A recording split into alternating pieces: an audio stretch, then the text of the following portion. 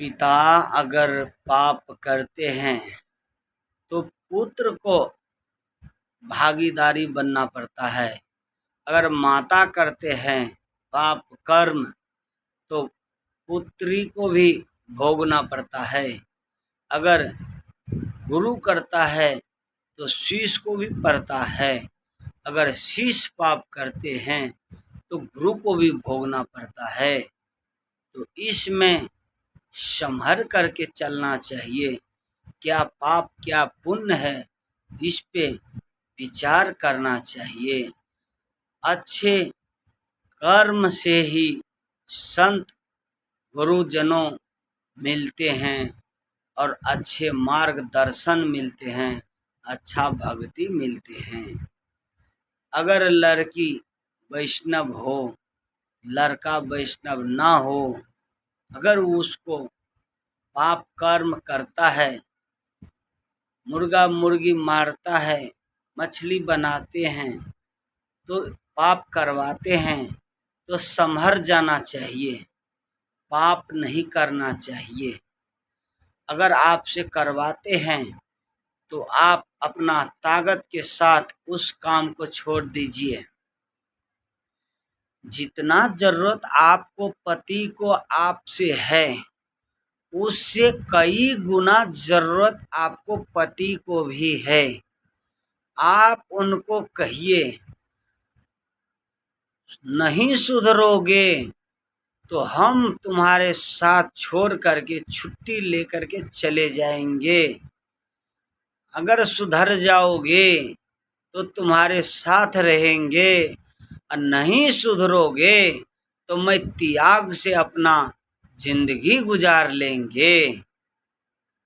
ऐसे शक्ति मन में बनाना चाहिए और ऐसे शक्ति का प्रयोग करना चाहिए ताकि पाप कर्मों से बचना पड़े, बच जाए, इतना पाप ना करें। ये सब मन में विचार रखना चाहिए। इस दोस्त से बच कर के ही रहना चाहिए। इस पापियों से, कई जन्म की पाप से मुक्त नहीं हो सकता है।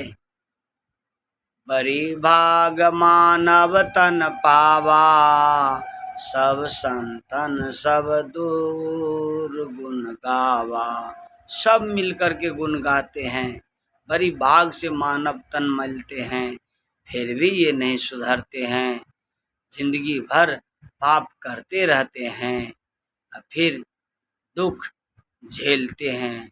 जो ज़्यादा पाप करते हैं वो नरक में ही जन्म लेते हैं।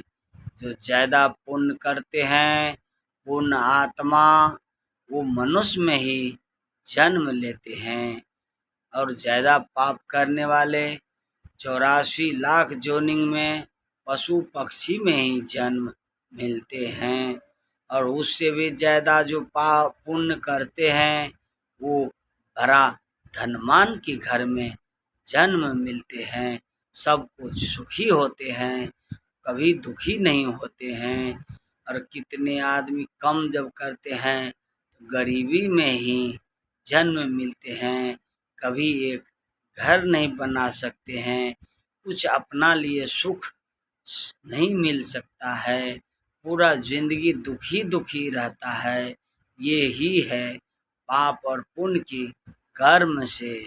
अगर पाप पलड़ा पे भारी हो जाए तो नीचे की तरह झुक जाते हैं। अगर पुण्य किया जाता है तो पुण्य की पलड़ा हल्का होते हैं, वो ऊपर की तरह उठते हैं, प्रकाश की तरह।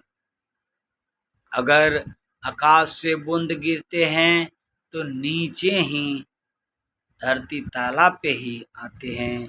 अगर दीप जलाए जाते हैं तो उनकी प्रकाश ऊपर की तरह जाते हैं। इसी तरह जो ज्ञान साधना भक्ति में लुप्त रहते हैं, मन भक्ति का हमेशा दीप जलाए रहते हैं, वो हमेशा सदा भगवत धाम की प्राप्ति होते हैं, ऊपर की तरह जाते हैं।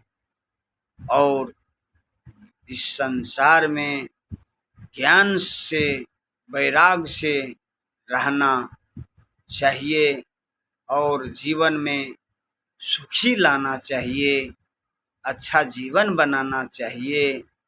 साहिब बंदगी, साहिब बंदगी।